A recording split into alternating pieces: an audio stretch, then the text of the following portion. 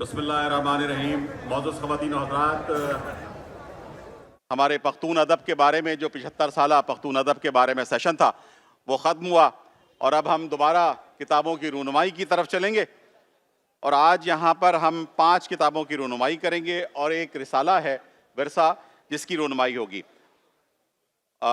میں درخواست کروں گا افضال سید بھائی سے کہ اسٹیج پہ تشریف لائیں.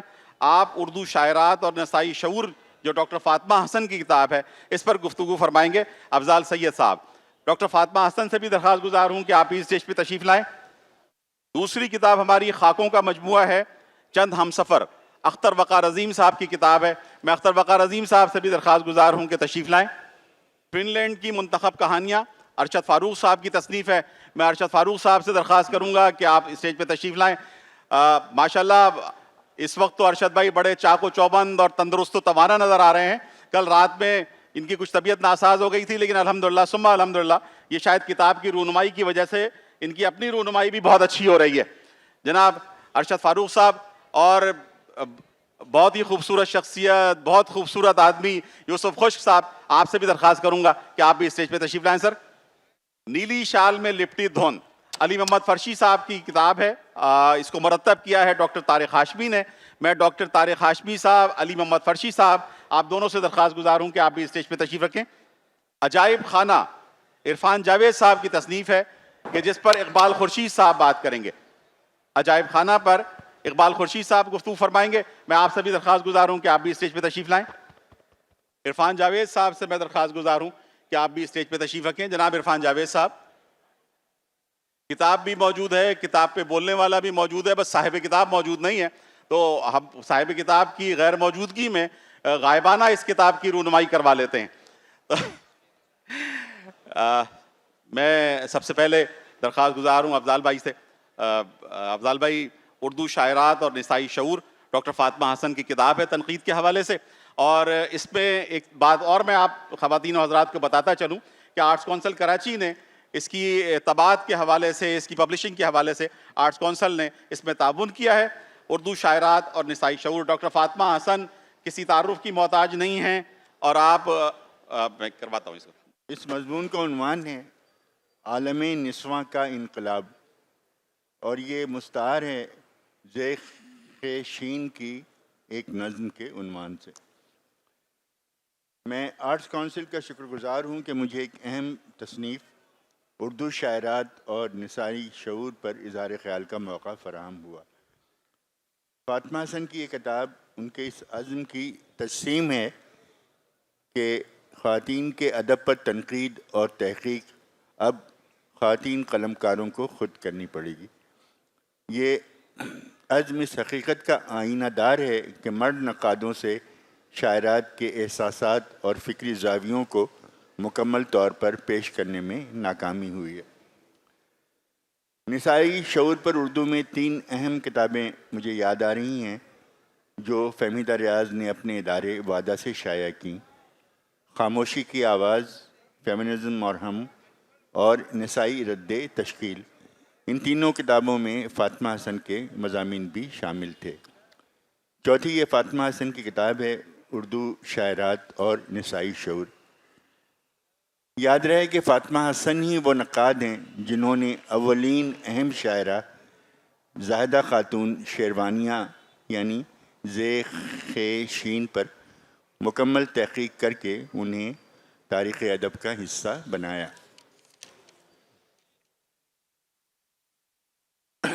زیخ شین کی سیاسی اور نسائی شعور سے لبریز بلند آہنگ شاعری سے لے کر آج کی نوجوان شاعرات کے طرز احساس تک شاعری میں تانیثیت نے ایک طویل سفر طے کیا ہے.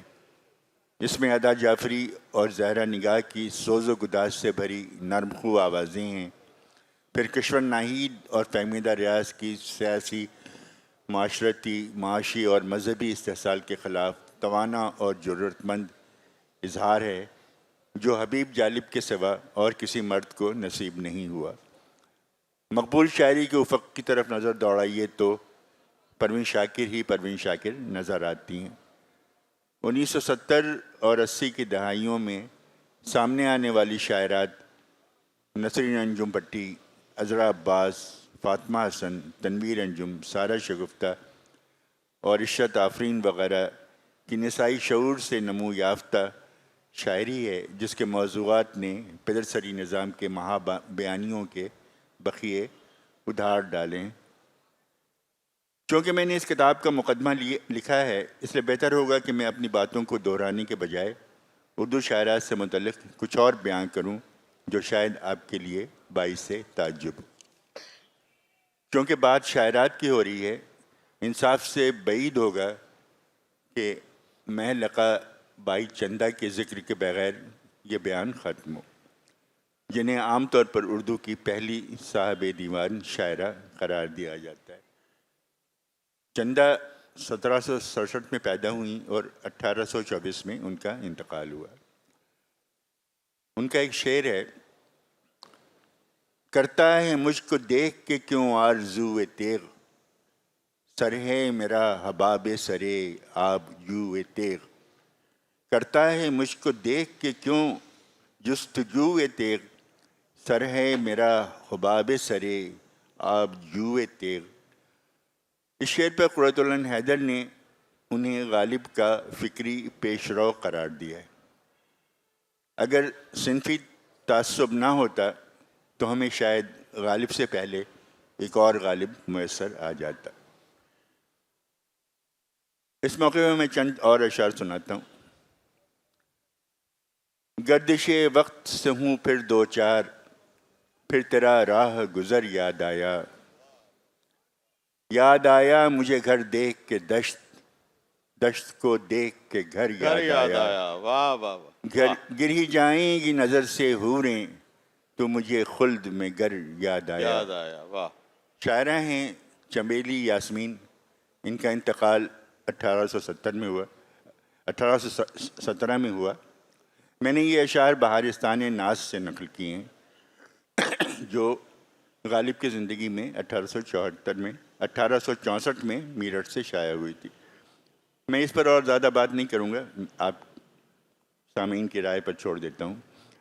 فاطمہ حسن کی اردو شاعریات اور نسائی شعور پڑھتے وقت مذکورہ کتاب یعنی بہارستان ناز کا خیال ذہن میں بار بار آیا۔ حکیم فصیح الدین رنج کا تذکرہ بہارستان ناز اردو شاعرات کا پہلا تذکرہ سمجھا جاتا ہے۔ رنج صاحب کا زہر آلود قلم اکثر شاعرات کا تعارف اس طرح کراتا ہے۔ طوائف تھی، زنان بازاری میں سے تھی، اور اس صرف 37 صفحے کا یہ تذکرہ ہے، اور جس میں کہ کمال فیاضی کے ساتھ 174 شاعرات کو کے ساتھ انصاف کے تقاضے پورے کیے ہیں رنج صاحب۔ پدرسری نظام میں شاعرات کو ناز و ادا سے وابستہ کرنا اور شاعری کو ارباب نشاط سے مختص کر دینا ایک منصوبے کا حصہ ہے، جس کے تحت عورتوں کو شاعری سے دور رکھا گیا اور لاکھوں آوازوں کا گلا گھونٹ دیا گیا۔ فاطمہ حسن کی اردو شاعرات اور نسانی شعور 100 برس کا سفر معاشرے اور ادب میں پدرسری نظام کے ظلم اور جبر کے خلاف مزاحمت کے رویے کو مضبوط اور عام کرنے میں ایک اہم کردار ادا کرے گی۔ میں فاطمہ حسن کو اس کتاب کی اشاعت پر مبارکباد پیش کرتا ہوں۔ بہت بہت شکریہ افضال بھائی، بڑا خوبصورت اور جامع تبصرہ آپ کا، جس طرح سے کہ آپ ہمیشہ اختصار کے ساتھ اور جامعیت کے ساتھ گفتگو کرتے ہیں۔ اس کتاب کی رونمائی کے حوالے سے اور اس پر آپ کی گفتگو کے حوالے سے بھی یہ بات نمایاں رہی۔ ڈاکٹر صاحبہ کا تعارف کسی محتاج نہیں ہے کسی بھی تعارف کی، اور کتاب بھی ایک نظر ہم دیکھ لیتے ہیں تاکہ ساتھ ساتھ یہ رونمائی بھی اس کی ہو جائے۔ ڈاکٹر صاحبہ کے ہاتھ میں یہ کتاب ہے، اور یہ آرٹس کونسل کراچی نے اس کی اشاعت کے سلسلے میں بھی تعاون کیا ہے۔ ساتھ ساتھ میں یہ بتاتا چلوں کہ ڈاکٹر صاحب ہماری جوش ملی آبادی لائبریری کی انچارج بھی ہیں، اور بہت ہی خوبصورتی کے ساتھ میں آپ سب کو دعوت دوں گا کہ ہماری اس لائبریری کا دورہ کریں، ڈاکٹر صاحبہ کے ساتھ چائے پئیں اور ہماری لائبریری کو دیکھیں، تو جوش ملی آبادی لائبریری کو۔ خاکوں کا مجموعہ ہے دوسرا، چند ہمسفر اختر وقار عظیم صاحب کا۔ اس خاکوں کے مجموعے پر اختر وقار عظیم صاحب خود گفتگو فرمائیں گے۔ میں آپ سے درخواست گزار ہوں کہ آپ آغاز کریں۔ بسم اللہ۔ میں نے پروڈیوسر سے لے کر مینیجنگ ڈائریکٹر تک سفر اس ادارے سے میں طے کیا ہے۔ بہت کچھ دیکھا تھا، کچھ گفتنی کچھ ناگفتنی۔ دوستوں نے فرمائش کی اپنی یادداشتیں لکھو۔ 25-30 سال پہلے میں ابن انشا کی یہ غزل امانت علی خان کی آواز میں ریکارڈ کر چکا تھا، انشا جی اٹھو اب کوچ کرو۔ اسی غزل کے ایک مصرع لے کر کتاب کا نام رکھا، ہم بھی وہیں موجود تھے۔ کتاب لوگوں کو پسند آئی اور اپنی کیٹیگری میں سے سال کی بہترین کتاب قرار دیا گیا۔ ہمت بڑھی تو اسی حوالے سے کچھ اور لکھنے کا خیال آیا جو چند ہم سفر کی شکل میں آپ کے سامنے ہے۔ کتاب میں 43 شخصیات پر لکھے مضامین ہیں۔ یہ خاکے لکھتے وقت میرے ذہن میں 2 باتیں تھیں۔ ایک یہ کہ ان ہم سفروں کے حوالے سے پاکستان میں ٹیلی ویژن کی تاریخ کے بعد روشن پہلوؤں کو یاد کیا جائے، اور دوسرے یہ کہ ان ہنستے مسکراتے لوگوں کی زندگی کے شگفتہ واقعات پڑھ کر آپ کے چہروں پر مسکراہٹ بکھر جائے۔ برادرم انور مقصود نے کتاب کا تعارف لکھا ہے۔ انہیں تعارف لکھتے ہوئے اور بعد میں بھی یہ شکایت رہی کہ جن شخصیات کے بارے میں نے لکھا ہے ان کی اچھائیوں کے ساتھ ان کی شخصیت کے منفی پہلو بھی پیش نظر رکھنے چاہیے تھے۔ اس کے میرے پاس 2 جواب ہیں۔ پہلا یہ کہ میری یادداشت لوگوں کی کمزوریوں کے حوالے سے بہت کمزور ہے، اور دوسرا یہ کہ ان ہم سفروں کے بارے میں میرے ذہن میں اگر کوئی منفی بات تھی تو اسے سنا کر آپ کو بدمزہ کیوں کرتا۔ کتاب پڑھتے ہوئے آپ میرے ہم خیال ہو جائیں گے کیونکہ الف سے یہ تک میں نے چند ہم سفر کے لیے جن لوگوں کا انتخاب کیا ہے ان کی شخصیت کے روشن پہلو اتنے نمایاں ہیں کہ ان کے بارے میں کوئی منفی سوچ ذہن میں نہیں آتی۔ کتاب سے چند اقتباس پیش کرنا چاہوں گا، جن میں سے کچھ شاید آپ کے لیے نئے ہوں۔ کتاب کا پہلا مضمون آغا ناصر صاحب پر ہے۔ آغا صاحب خوش مزاج آدمی تھے، غصے میں ذرا کم آتے تھے، خوشی، خفگی اور پریشانی ان کے چہرے پر عیاں ہو جاتی تھی۔ ٹیلی ویژن کے بڑے افسر تھے۔ ہر نئی حکومت کے آنے پر اور کسی کا تبادلہ ہو نہ ہو، آغا صاحب ضرور فارغ ہو جاتے تھے۔ کچھ دن پریشان رہتے، پھر ایسا لگتا جیسے یہ سب کچھ ان کی مرضی سے ہوا ہو۔ جنرل ضیاء الحق نے حکومت سنبھالی تو کچھ دن بعد اسلامائزیشن کے حوالے سے اپنی پالیسی کا اعلان کیا۔ 9 بجے خبرنامے میں اس کی تفصیل نشر ہوئی۔ خبرنامے کے فوراً بعد ہمارے دوست قریش پور نے بینجمن سسٹرز کا گایا ہوا یہ نغمہ نشر کر دیا: خیال رکھنا، خیال میں ایک روشنی ہے، نگاہ میں ایک زندگی ہے۔ قریش پور تو بچ گئے۔ آغا صاحب کو جنرل صاحب نے یہ کہہ کر عہدے سے ہٹا دیا کہ یہ کیا ہندوانہ سا نغمہ دکھا رہے ہیں جس میں لڑکیاں ہاتھوں میں چراغ اٹھائے سیڑھیوں پر چڑھتی جانے کہاں چلی جا رہی ہیں۔ آغا صاحب گھر پہنچے تو اطلاع دی، لو بھائی چھٹی ہو گئی۔ گھر والے بھی ان کی چھٹی کے عادی ہو گئے تھے۔ بیگم نے پوچھا، پوری چھٹی یا آدھی چھٹی؟ جواب ملا، آدھی، نکالا نہیں ہے، وہ اس لیے بنایا ہے۔ کتاب کے مضامین حروف تہجی کے حساب سے چھپے ہیں۔ بیس مضمون بے نظیر بھٹو پر ہے۔ انہیں آپ سب سیاستدان کی حیثیت سے جانتے ہیں۔ کم لوگوں کو معلوم ہوگا کہ انہیں ٹیلی ویژن کی دنیا سے کتنی دلچسپی تھی۔ میں اپنی کتاب ہم بھی وہیں موجود تھے میں ذکر کر چکا ہوں کہ اپنی طالب علمی کے فوراً بعد انہوں نے کس سیاسی پروگرام کی میزبانی کی تھی ٹیلی ویژن پر، اور پاکستان ٹیلی ویژن کے خبرنامے کی مدیرہ کی حیثیت سے کیوں کر اپنی ذمہ داری نبھائی تھی۔ لیکن یہ بات کم لوگوں کو معلوم ہوگی کہ مشہور کھیل کرن کہانی کی چنچل ہیروئن بنانے کے لیے سب سے پہلے بے نظیر بھٹو سے رابطہ کیا گیا تھا۔ اس کا تذکرہ تھوڑی تفصیل سے چند ہم سفر میں درج ہے۔ پیش پروین شاکر پر مضمون ہے۔ پروین شاکر کا انتقال دسمبر 1994 میں ہوا۔ اسی برس اگست یا ستمبر کا مہینہ تھا۔ ایک دن پروین ہاتھ میں ماہ تمام کی تمام جلدیں لیے میرے دفتر آئیں۔ ایک جلد یہ لکھ کر مجھے دے دی، اختر اور ان کی دلہن فرا کے لیے، بہت محبت کے ساتھ۔ دوسری اس فرمائش کے ساتھ خواجہ نجم الحسن کے حوالے ہوئی کہ وہ اس کی ایک آدھ چیز اپنے کسی پروگرام میں استعمال کر لیں۔ تیسری جلد انہوں نے فرحات زیدی صاحب کو پیش کر دی جو ان دنوں پی ٹی وی کے مینیجنگ ڈائریکٹر تھے۔ زیدی صاحب نے مجموعے کا نام دیکھا تو کہا، آپ تو ابھی چھوٹی سی ہیں، ماہ تمام کے نام سے مجموعہ چھاپ دیا۔ اب پروین نے ہنس کر جواب دیا، یہ کام کسی اور کے حوالے کرنے سے بہتر نہیں تھا کہ میں خود ہی کر جاتی؟ کسے معلوم تھا کہ وہ بات جو پروین کے ذہن میں تھی کچھ ہی دنوں بعد سچ ہو جائے گی۔ برہان الدین حسن صاحب پر مضمون میں ابوالکلام آزاد سے متعلق ایک واقعہ درج ہے جس سے قیام پاکستان سے متعلق سوچ ہی ایک نئی جہت سامنے آتی ہے۔ ممکن ہے اس سے بہت سے لوگ شناسا نہ ہوں۔ مولانا ابوالکلام آزاد برہان صاحب کے دادا کے شاگرد تھے۔ 1951 میں برہان صاحب نے رامپور سے پاکستان آنے کا فیصلہ کیا تو مولانا آزاد سے مشورہ کرنے دلی پہنچے۔ برہان صاحب کے اس سوال کے جواب میں کہ انہیں بھارت میں رہنا چاہیے یا پاکستان چلے جانا چاہیے، جواب ملا، میرے بیٹے تم جانتے ہو کہ میں نے زندگی بھر پاکستان کے قیام کی مخالفت کی ہے، کیونکہ میں جناح کے دو قومی نظریے سے اختلاف رکھتا تھا۔ میرا خیال تھا کہ اس طرح ہندوستان صرف جغرافیائی اعتبار سے دو حصوں میں تقسیم نہیں ہوگا، بلکہ یہاں کے مسلمان بھی دو حصوں میں بٹ جائیں گے۔ لیکن اب جب کہ پاکستان وجود میں آ گیا ہے تو میں سمجھتا ہوں کہ اسے قائم رہنا چاہیے اور خوب ترقی کرنا چاہیے۔ اس لیے تم جیسے مسلم نوجوانوں کے لیے ضروری ہے کہ وہ پاکستان جائیں اور وہاں جا کر ملک کی مضبوطی اور خوشحالی کے لیے خوب محنت سے کام کریں۔ چند ہمسفر میں شامل خاکوں میں فاطمہ ثریا بجیہ، حسینہ معین، منو بھائی اور کمال احمد رضوی جیسے باکمال ڈرامہ نگاروں پر مضامین شامل ہیں، جنہوں نے ٹی وی ڈرامے کی شکل میں ایک نئی صنف تشکیل دی جو اسٹیج اور فلم سے مختلف اور ادب سے قریب تر تھی۔ شاعروں میں صوفی تبسم صاحب، افتخار عارف، دلاور فگار اور حمایت علی شاعر شامل ہیں، جنہوں نے سرکاری نشریاتی اداروں کی مجبوریوں کے باوجود اس کے پروگراموں میں ایسے شعر کہے جو موضوع اور اسلوب کے اعتبار سے روایت اور جدت کی خوبصورت آمیزش تھے اور انہیں بے حد پذیرائی ملی۔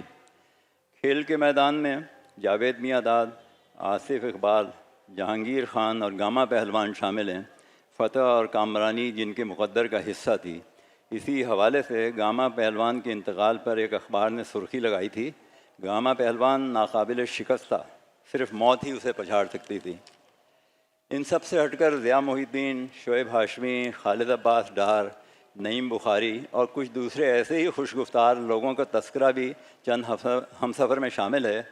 یہ لوگ سننے والے کو قائل کرنے کے فن میں ایسی مہارت رکھتے تھے کہ بقول شخص میز پر بیٹھی مکھی پر بات کرتے تو اس کی شان میں ایسے قلابے ملاتے کہ سننے والے کو یقین ہو جاتا وہ مکھی نہیں اقبال کا شاہین ہے۔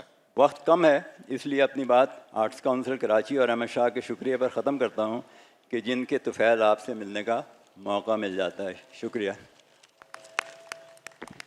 اختر وقار عظیم صاحب بہت بہت شکریہ۔ ہم تو اصل میں آپ کے شکر گزار ہیں کہ آپ سارے دوست ہماری خاطر یہاں آتے ہیں، کراچی کی اردو کانفرنس میں تشریف لاتے ہیں اور اس طرح سے یہ سارا میلہ ہم آباد کرتے ہیں۔ یہ صرف اسی لیے ہوتا ہے کہ پوری دنیا سے لوگ یہاں آئیں اور آ کر اردو کے بارے میں، اردو زبان کے بارے میں اور دیگر قومی زبانوں کے بارے میں گفتگو کریں۔ اس طرح سے کتابوں کے بارے میں گفتگو ہو، کتابوں کی رونمائی ہو، اور آپ سب تو جانتے ہیں کہ رونمائی چاہے کتاب کی ہو یا کسی کتابی چہرے کی، دونوں بڑی دلکش ہوتی ہیں۔ تو میں آپ کا شکر گزار ہوں۔ میں یوسف خشک صاحب سے درخواست کروں گا کہ وہ فن لینڈ کی منتخب کہانیاں جو ارشد فاروق صاحب کی تصنیف ہے، کہ دیکھیے دونوں خوبصورت آدمی جو ہیں وہ ساتھ ساتھ اور ایک خوبصورت کتاب کے ساتھ بیٹھے ہیں۔ ارشد بھائی آپ اپنا ہاتھ ہلا دیجیے گا کہ آپ اور یہ کتاب بھی دکھا دیجیے تاکہ کتاب کی بھی رونمائی ہو جائے، آپ کی بھی رونمائی ہو جائے، اور یوسف خشک صاحب کو تو کسی رونمائی کی ضرورت ہے نہیں۔ بسم اللہ۔ شکریہ شکیل صاحب۔ آپ نے جیسے اپنی گفتگو کے آغاز میں کہا کہ آرٹس کونسل کے اس سالانہ جو کانفرنس ہوتی ہے اس کا بنیادی مقصد یہی ہوتا ہے کہ دنیا بھر سے لوگ آئیں اور اپنے اپنے خیالات کا اظہار کریں۔ بالکل اسی نقطہ نظر کو سامنے رکھتے ہوئے ہم سب لوگوں کی یہی کوشش ہوتی ہے کہ اپنے تجربات، اپنے مشاہدات، اپنے مطالعات ہم اپنی آنے والی نسلوں تک اور اپنے ہمعصروں میں ان کو منتقل کریں۔ اور یہ جو کتاب فن لینڈ کی منتخب کہانیاں ارشد فاروق صاحب نے ان کا ترجمہ کیا اردو میں، اس کتاب کے پیچھے بھی بنیادی مقصد یہی تھا، کیونکہ ایک عرصے سے پاکستان اکیڈمی آف لیٹرس میں بطور چیئرمین ذمہ داریاں سنبھالتے ایک احساس ذہن میں تھا کہ جب بھی ہر سال نوبل پرائز اناؤنس ہوتا ہے تو اس وقت ہم سب لوگوں کی کوشش ہوتی ہے کہ اس رائٹر کی چند تحریروں کو پڑھ لیا جائے، اور اس پڑھنے کے بعد جب آپ اپنے تخلیقکاروں اور پاکستانی رائٹرز کی طرف دیکھتے ہیں تو کہیں کہیں ہمارے پاکستانی رائٹرز کی اتنی اونچی اڑان دکھائی دیتی ہے کہ وہ تحریریں بے شک اپنی جگہ پر اہمیت رکھتی ہوں گی، لیکن ہمارا رائٹر کسی بھی حوالے سے پیچھے نظر نہیں آتا بلکہ کئی مقامات پر آگے نظر آتا ہے۔ تو اس کی وجہ کیا ہے کہ ہم اتنے بڑے پرائزز کی طرف جا نہیں سک رہے، یا وہاں پر جو ہے وہ ہمارے لیے کیا مسائل ہیں. اس کو جب ڈائگنوز کرنے کی کوشش کی گئی تو معلوم ہوا کہ بیسیکلی ہماری جو ادبی سفارت کاری ہے انفرادی طور پر اور قومی طور پر، اس میں ہم جو ہے وہ بہت کمزور ہیں، لہٰذا اس پہ زیادہ کام کرنے کی ضرورت ہے. اسی نقطہ نظر کو سامنے رکھتے ہوئے پاکستان اکیڈمی آف لیٹر نے اپنی دارالترجمہ کی جو کوششیں ہیں اس کو تیز کر دیا، جس میں ایک طرف تو ہم اپنے پاکستانی رائٹرز کی تحریروں کو انگریزی میں ترجمہ کر رہے ہیں، جبکہ اس نشست کے بعد مستنصر حسین تارڑ صاحب کی بہاؤ جو ناول ہے اس کا انگریزی میں ہم نے ترجمہ کیا ہے، تھوڑی دیر بعد اس کی جو ہے وہ بک لانچنگ ہوگی. اسی طرح بیرون ممالک جتنے بھی ہمارے پاکستانی رائٹرز موجود ہیں ان کو ہم نے گزارش کی کہ وہ وہاں کے ادب کو پاکستان کی کسی بھی زبان میں، خاص طور پر قومی زبان میں اگر ترجمہ کریں تاکہ میجارٹی ہماری اس کو سمجھ سکے. اور اس پروجیکٹ کو لانچ کرتے ہی یہ میری خوش بختی بھی ہوگی کہ ارشد فاروق صاحب سے بہت پرانا تعلق، فن لینڈ کی کہانیاں انہوں نے پہلے بھی ترجمہ کیں، لیکن جب میں نے ان کے سامنے یہ گزارش رکھی تو سب سے پہلا پروجیکٹ جو پائے تکمیل پہ پہنچا وہ ارشد فاروق صاحب کا تھا، کیونکہ اس کے بعد ناروے کا، اس کے بعد جرمنی کا، اس کے بعد جو ہے وہ دیگر ممالک کا، امریکہ کا، برطانیہ کا کافی چھپ چکے ہیں، کچھ پائپ لائن میں ہیں، لیکن یہ کریڈٹ جو ہے وہ ارشد فاروق صاحب نے حاصل کیا، جس کے لیے ہم اس کے ممنون بھی ہیں. کیونکہ یہ ادبی سفارت کاری جو ہے، انٹلیکچوئل ڈپلومیسی جسے ہم کہیں، دراصل اس طرح کی شخصیات جو ہے وہ اس سے ہٹ کر پیپل ٹو پیپل کانٹیکٹ کرنے میں ہمارے لیے نہایت ہی معاون ثابت ہو سکتی ہیں. آج جس کتاب کی انٹروڈکشن یہاں پر جو ہے وہ کرنی ہے، جس میں خاص طور پر فن لینڈ 55 لاکھ آبادی کا ایک ملک ہے، بہت سرد علاقہ ہے وہاں کا، لیکن وہاں کی جو ثقافت ہے، وہاں کے جو رسوم و رواج ہیں، وہاں کے جو تہوار ہیں، وہاں جو لوگوں کا رہن سہن ہے، وہ ان کہانیوں میں انہوں نے انتخاب کرتے ہوئے بڑی خوبصورتی کے ساتھ صرف ایک کسی پیریڈ کو نہیں رکھا، لیکن ارشد فاروق نے جو ہے وہ کلاسک دور سے لے کر جو ہے جدید دور تک مختلف حوالوں سے جو ہے وہ کہانیوں کا انتخاب رکھا، اور پھر اس میں بھی موضوعات کو مد نظر رکھا ہے انہوں نے، کیونکہ یہ بذات خود شاعر بھی ہیں اور بذات خود جو ہے وہ نثر نگار بھی ہیں. تو انہوں نے جو انتخاب کیا اس انتخاب میں انہوں نے خاص طور پر بچوں کے ادب کو بھی سامنے رکھا، بچوں کے مسائل کو بھی وہاں کے سامنے رکھا، وہاں کے ایجوکیشن کے پروسیس کو بھی جو ہے وہ ان کہانیوں میں آپ پڑھ سکتے ہیں، وہاں کا جو پولیٹیکل سیناریو مختلف ادوار میں رہا اس کا رائٹر اس کو کس طرح ایڈریس کر رہا ہے، وہ کہانیاں بھی جو ہے وہ اس میں اس رائٹر کی جو انٹرپریٹیشن ہے وہ آپ کے سامنے آئے گی. اسی طرح جو ہے وہ سیاسی حوالے سے، سماجی حوالے سے، خاص طور پر سب سے خوبصورتی جو بڑی اس کتاب کی ہے وہ یہ ہے کہ انہوں نے کرداروں کے نام وہی رکھے ہیں جو مقامی ہیں، یعنی کہ جو فن لینڈ میں لوگوں کے نام ہیں، لیکن کہانی میں جب استعارے کی بات آتی ہے، جب تشبیہ کی بات آتی ہے، جب تمثیل کی حوالے سے چیزوں کو یہ پیش کرنے کی کوشش کرتے ہیں تو اس میں ان کی جو اپنی خاص طور پر مہارت ہے اس کا بڑا عمل دخل ہے، اور مقامی خاص طور پر ہماری اردو ادب اور پاکستانی زبان سے وابستہ جو چیزیں ہیں ان کو انہوں نے پیش کیا ہے. مثلا کرسمس ٹری کے حوالے سے ایک تہوار ہے جس کو یہ بیان کرتے ہوئے وہ کرسمس ٹری خریدا جاتا ہے، اور خریدنے کے لیے جو ہے وہ لوگوں کی کوشش ہوتی ہے، کچھ لوگ ہفتہ مہینہ پہلے خرید لیتے ہیں، کچھ آخری دن تک خریدتے ہیں. تو وہاں پر ایک یہ مثال دیتے ہیں کہ جیسے ہمارے ہاں عید الاضحیٰ پہ لوگ بکرا خریدنے جاتے ہیں اور ان کو ہوتا ہے کہ آخری دن جو ہے وہ اس کو خرید لیا جائے گا. تو اس طرح کی مثالوں سے ان کہانیوں کے قریب بندہ چلا جاتا ہے. ہمارے جو بچے ہیں وہ والدین کی موجودگی میں کس طرح ڈپریس ہوتے ہیں، ہمارے بچے والدین کی موجودگی میں کس طرح کی پریشانیاں کا سامنا کرتے ہیں، یا ان کی لڑائیوں کی وجہ سے ان کے آپس کے جو تعلقات ہیں بچوں کے اور والدین کے ساتھ جو ان کا بیہیویئر کس طرح تبدیل ہوتا ہے، وہ ان کہانیوں میں، اس کہانی میں جو ہے وہ منظر عام پر ہمارے سامنے آتا ہے. تو کہنے کا مقصد یہ ہے کہ ان کہانیوں کے توسط سے نہ صرف ہماری دو ممالک کے درمیان جو ہے وہ رائٹرز کے روابط پیدا ہو رہے ہیں، ان کی لکھنے کا فن جو ہے یا ان کے پیش کرنے کا جو انداز ہے وہ ہمارے سامنے آ رہا ہے، لیکن اس کے ساتھ ساتھ مختلف طبقہ فکر کے جو لوگ ہیں وہ اس سے مستفید ہو سکتے ہیں. جیسے اس کتاب میں نے عرض کیا کہ اگر کوئی پولیٹیکل سائنس کا بندہ اس سے مستفید ہونا چاہتا ہے تو اس سے وابستہ کہانی بھی جو ہے وہ ارشد فاروق نے اس میں منتخب کر کے کی ہے. کوئی بچوں کے ادب میں دلچسپی رکھتا ہے، بینگ اے پیرنٹ وہ جو ہے وہ کس طرح ہمیں بیہیو کرنا چاہیے وہ بھی سامنے آ جاتا ہے. اسی طرح تہوار ہیں ہمارے جو ہے مذہبی تہوار ہیں, کوئی ریلیجس لیڈر جو ہے وہ پڑھنا چاہتا ہے, کوئی پولیٹیکل لیڈر پڑھنا چاہتا ہے, تو ہر حوالے سے جو ہے وہ کہانیاں اس میں ہمیں ملتی ہیں.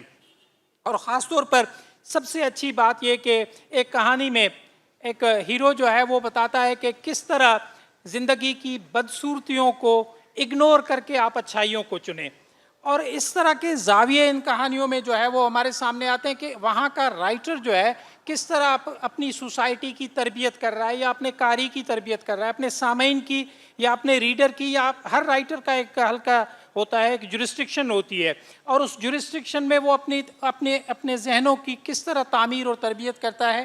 تو وہ ساری چیزیں یہاں پر جو ہے وہ خاص طور پر واضح ہو جاتی ہیں. بڑھاپے میں کس طرح کے مسائل ہوتے ہیں جب آپ انتہائی ضعافت کی طرف پہنچتے ہیں, کیونکہ ان کو آپ اس وقت امیجن نہیں کر سکتے جس ایج میں آپ موجود ہیں, لیکن وہ آدمی جو ضعیف ہے وہ کس طرح کی چیزوں کو محسوس کرتا ہے, اور ان کو پڑھنے کے بعد ان کے چھوٹوں کو یا سوسائٹی کو اس کا کس طرح وہاں پہ خیال رکھا جاتا ہے, کیا ہمارے ہاں یہ چیزیں موجود ہیں, اگر ہیں تو کس طرح سے موجود ہیں, ان کو مزید بہتر کیسے کیا جا سکتا ہے. اسی طرح دیہی زندگی ہے, خاص طور پر دیکھیں ایک کہانی جو خاص طور پر فیس بک کی دنیا, میں اس مثال کے ساتھ جو ہے وہ اپنی گفتگو ختم کروں گا. آئی ٹی کا زمانہ ہے, اس آئی ٹی کے زمانے نے جس طرح ہم لوگ بیٹھ کر گلے شکوے کرتے ہیں کہ بچے, گھر کے افراد, ہم اس آئی ٹی کی وجہ سے چوائسز زیادہ ہونے کی وجہ سے ساتھ ساتھ ہوتے بھی دور دور ہو جاتے ہیں, اور دور دور والوں سے جو ہے وہ ساتھ ساتھ نظر آتے ہیں. تو وہاں پر بھی یہ ساری چیزیں وہاں پہ کس طرح محسوس کی جا رہی ہیں, یہی مسائل وہاں پر بھی موجود ہیں, اور ان کو وہاں پہ کس طرح ایڈریس کیا جا رہا ہے. ان تمام چیزوں کا یعنی بڑی خوبصورتی کی بات اس کتاب کے اندر یہ ہے کہ یہ افسانے جو انتخاب کیا گیا ہے اس میں ٹرانسلیشن میں جو ان کا اسلوب ہے وہ اپنی جگہ پر قابل داد, سہل انداز میں اور بالکل جو ہے وہ سمجھ آنے والے انداز میں, لیکن جو ہر کہانی کے پیچھے مقصد ہے اس میں اس سوسائٹی میں وہاں کا رائٹر نہ مسئلہ صرف بیان نہیں کرتا, لیکن ہر کہانی کے اینڈ پر جو ہے وہ مسئلے کا حل رائٹر بیان کر کے دیتا ہے, اور وہ غیر محسوس طریقے سے ہمارے سامنے آتا ہے. لہٰذا اس کتاب میں جتنے بھی افسانے انہوں نے موجود ہیں وہ پڑھنے کے لائق اس حوالے سے بھی ہیں کہ کم از کم میں نے تو ان افسانوں سے بہت سیکھا کہ زندگی کے کئی مراحل جو کہ آگے مجھے طے کرنے ہیں, اور جو میں کر آیا جہاں پر کچھ کمی کوتاہیاں ہیں ان کو کیسے بہتر کیا جائے. تھینک یو سو مچ. بہت بہت شکریہ سر یوسف خوش صاحب, آپ نے بڑی بلیغ انداز میں اس کتاب پر تبصرہ کیا ان ترجموں کے اوپر. اور یہ بات بڑی اہم ہے کہ ہر افسانے کی, ہر کہانی کے آخر میں ہمیں کوئی نہ کوئی حل مل جاتا ہے. مصنف جو ہے وہ یاسیت پیدا نہیں کرتا, مایوسی پیدا نہیں کرتا, بلکہ ان مسائل کا کوئی نہ کوئی حل بھی بتاتا ہے. نیلی شال میں لپٹی دھند علی محمد فرشی صاحب کی تصنیف ہے. ڈاکٹر فاطمہ حسن اس پر بات کریں گی. ڈاکٹر طارق ہاشمی نے اس کتاب کی ترتیب کی ہے, انہوں نے اس کو جمع کیا ہے, انہوں نے اس کی تدوین کی ہے, اور میں ڈاکٹر طارق ہاشمی بھی یہاں موجود ہیں, علی محمد فرشی صاحب بھی موجود ہیں. سر طارق ہاشمی صاحب آپ بھی کتاب ذرا دکھا دیجئے, اور ڈاکٹر فرشی صاحب آپ بھی, تاکہ ہم اس کتاب کی یہ شکریہ سر بہت بہت. ڈاکٹر فاطمہ حسن صاحبہ. جیسا کہ ابھی آپ کو بتا دیا گیا ہے کہ نیلی شال میں لپٹی دھند علی محمد فرشی کی ایک نظم کا عنوان ہے, اور اسی نظم کے عنوان کے تحت یہ کتاب مرتب کی ہے. تانیسی شعور کی نظمیں ڈاکٹر طارق ہاشمی نے جو یہاں موجود ہیں, اور علی محمد فرشی بھی. میں نے کچھ مختصر تحریر کیا ہے اس وقت کے لیے. یہ کتاب طویل تحریر کی متقاضی ہے, لیکن میں ایک چھوٹی تحریر اور ان کی بہت مارکت الآرا نظم علینا سے ایک اقتباس پیش کروں گی. جی ڈاکٹر صاحبہ. ادب مر رہا ہے, زبان دفن ہو رہی ہے, کتاب کی صدی آخری ہے, ایک عجیب شور ہے, غوغا ہے, واویلا ہے. کون مر گیا, کہاں مر گیا؟ شاعری زندہ ہے, کہانی زندہ ہے, انسان زندہ ہے, اس کی روح زندہ ہے. وہ بولتا ہے, وہ ہنستا ہے, وہ روتا ہے, وہ لکھتا ہے, وہ چیختا ہے, مگر تہذیب کے ساتھ, شائستگی کے ساتھ. اپنی آواز ہی نہیں, روح کی آواز بھی سناتا ہے. کہاں ہے وہ شائستہ اور پورے وجود سے بولنے والا انسان؟ آپ کے ہی درمیان ہے. یقین نہ آئے تو علی محمد فرشی کی شاعری میں دیکھ لیجئے اس انسان کو. علی محمد فرشی خود بھی یہاں ہیں. یہ arts council of Pakistan Karachi کی خوش قسمتی ہے، ہم سب کی نیک بختی ہے. ادب پر اچھے دنوں کا شگون ہے. قدرت کی مہربانی ہے کہ وہ جو ایک عرصے سے ایسی نظمیں لکھ رہا ہے جس سے شاعری کے زندہ ہونے کا یقین قائم رہ سکے، ایسی نظمیں جنہیں شاہکار کے طور پر پیش کیا جا سکے، اس کا لکھنے والا ہمارے ساتھ یہاں 14ویں عالمی اردو کانفرنس میں موجود ہے. قدرت کے انتظام پر یقین رکھیے تو وہ اشارے واضح کر دیتی ہے آیتوں کی طرح. شاعری ختم نہیں ہوئی، تنقید بھی ختم نہیں ہوئی. علی محمد فرشی کی کتاب نیلی شال میں لپٹی دھند بیک وقت شاعر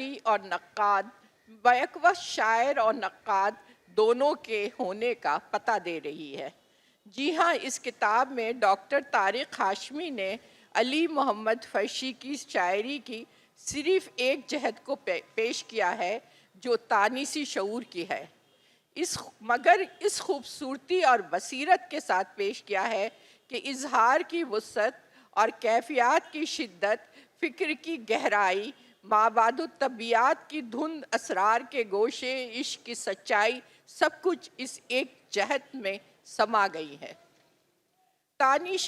تانیسی شعور یا نسائی شعور میرا موضوع رہا ہے. ابھی میری کتاب بھی اسی موضوع پر شائع ہوئی ہے جس پہ افضال سید نے مضمون پڑھا ہے. میں نے نسائی تنقید پر جو پہلی کتاب مرتب کی تھی اس کو خاموشی کی آواز کا عنوان دیا تھا اور بتایا تھا کہ یہ دراصل انسانی شعور کی وہ آواز ہے جو انسان کو مکمل کرتی ہے. یہ آواز مرد اور عورت دونوں لکھنے والے میں موجود ہے. اس میں صنف آڑے نہیں آتی، وہ شعور آڑے آتا ہے جو شور و غوغا میں دبا دیا جاتا ہے. معاشرے میں شور بڑھ جائے تو سچ اور جھوٹ کا فرق، اصل اور نقل کی پہچان ختم ہو جاتی ہے. سچا فنکار اپنے فن کے ساتھ موجود ہوتا ہے. فن پارہ تخلیق ہو رہا ہوتا ہے، مگر اسے وہی دیکھ اور سن سکتے ہیں جو اس شور اور ہجوم سے باہر ہوں. تخلیق کار اور اس کا نقاد دونوں ہی خاموشی سے لکھتے ہیں. نقاد کا کام تخلیق کی جہتیں، تخلیق کار کی ان فطری صلاحیتوں، مطالعوں، مشاہدوں، کیفیات، موضوعات کا عکس واضح کر کے اپنی تحریر میں پیش کرنا ہے، جن سے عام قاری سرسری گزر جاتا ہے یا ان سے متاثر ہوتا ہے تو ایک واہ کر کے خوش ہو لیتا ہے. دوسروں کو اس خوشی میں، اس سرشاری اور انبساط میں شریک ہونے کی دعوت نہیں دیتا جو اسے اس شاعری سے حاصل ہوتی ہے. طارق ہاشمی نے یہ کام پوری دیانت سے انجام دیا ہے. اس ادراک اور انبساط کے ساتھ ان نظموں کا انتخاب کر کے آپ کو اپنی حیرت و انبساط میں شریک کرنے کے خاطر پیش کر دیا ہے. انہوں نے خود لکھا ہے کہ میں ان نظموں کا انتخاب آپ کو اپنی حیرت و انبساط میں شریک کرنے کی خاطر پیش کر رہا ہوں. طارق ہاشمی کی سچائی اس ایک جملے سے واضح ہے کہ بڑا فن پارہ وہی ہوتا ہے جو قاری کی روح کو سرشار کرے.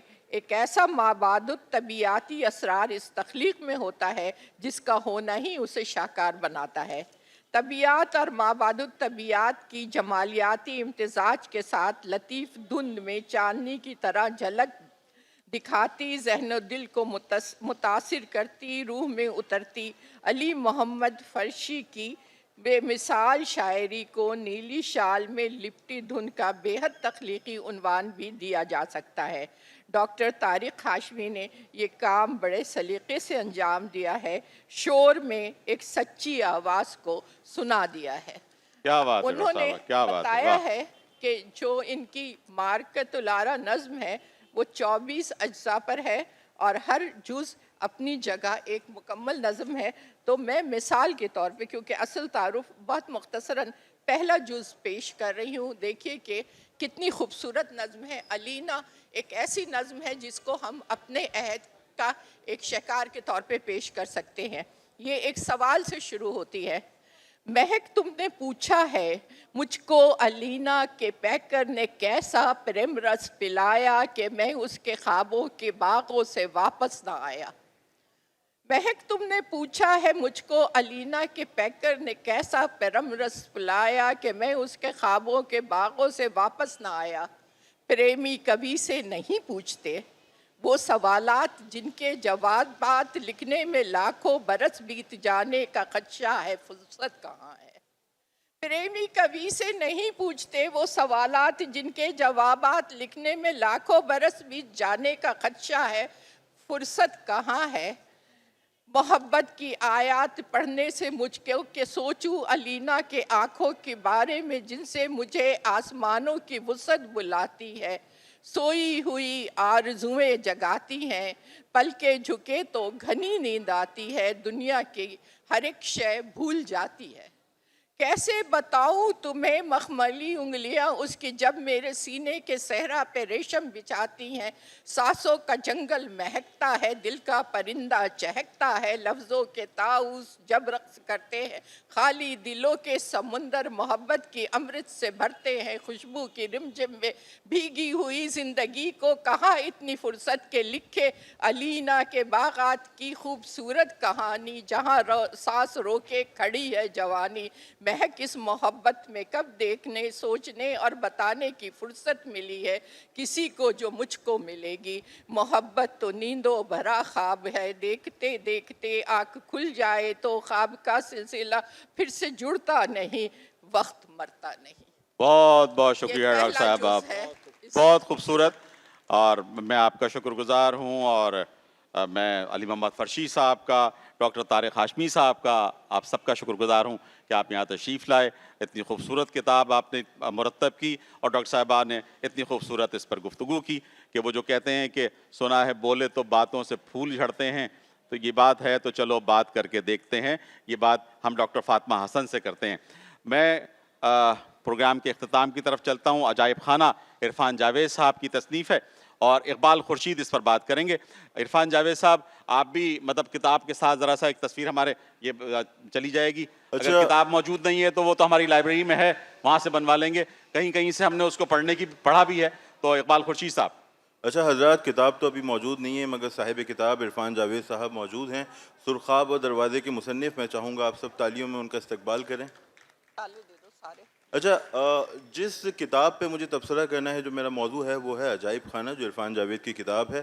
اور میرے نزدیک اس کتاب پہ تبصرے کے لیے کسی جادوگر کو یہاں ہونا چاہیے، چونکہ میں تو خود اس کے سحر میں ہوں.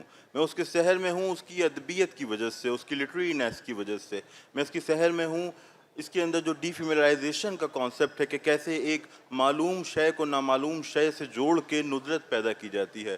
میں اس کے سحر میں ہوں اس کے اسلوب کی وجہ سے، کہ کیسے انہوں نے اپنے خیال کو، اپنی فکر کو اسلوب میں گوندھ کر پیش کیا ہے. اور جیسے نسی نظم کے بے بدل شاعر احسن سلیم نے کہا تھا کہ ادب موضوعات سے نہیں اسلوب سے بنتا ہے. شاید اسی باعث شمیم حنفی صاحب نے یہ کہا کہ عرفان جاوید کی جو تحریر ہے اس کا نقش ان کے دل پہ بے حد گہرا ہے. مگر عرفان جاوید کے ہاں فقط اسلوب کا جادو نہیں ہے، بلکہ ارک ریزی سے کی جانے والی تحقیق ہے، محنت ہے. جس طرح اسد محمد خان کہتے ہیں کہ میں اپنی کہانی کو آخری وقت تک مانجتا رہتا ہوں، تو مجھے یوں لگتا ہے کہ عرفان جاوید بھی کچھ ایسا ہی کرتے ہیں. اسی باعث ناصر عباس نیر نے جو ان کی کتاب پہ اپنی رائے دی تو اس میں انہوں نے ذکر کیا ان کی بے پناہ محنت کا، ان کی ذہنی وسعت کا، اور شکیل عادل زادہ صاحب کا یہ کہا سند کہ اس طرح کی تحریریں اردو میں خال خال ہی ملتی ہیں. شکریہ جناب.